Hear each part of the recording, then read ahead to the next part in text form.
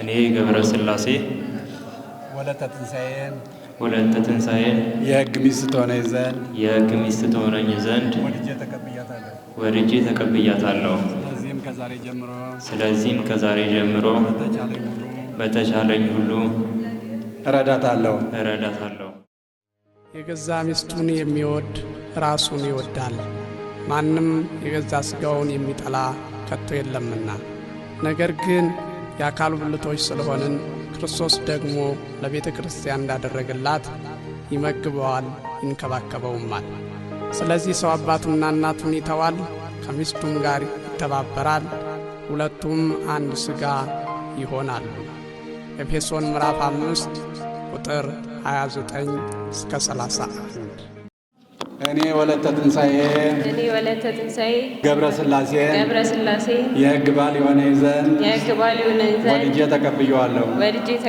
ስለዚህም ከዛሬ ጀምሮ በተቻለኝ መጠን በሥራ ሁሉ እረዳዋለሁ።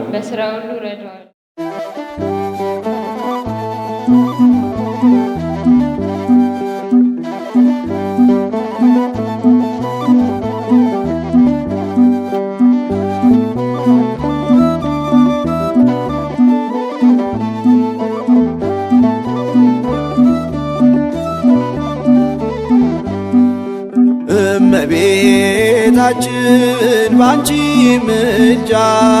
ባንቺ ምልጃ ድንግል ማርያም ባንቺ ምልጃ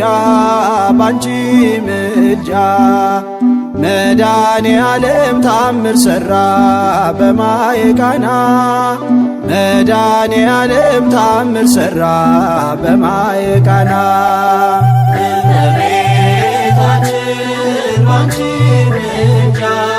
ባንቺ ምልጃ ድንግል ማርያም ባንቺ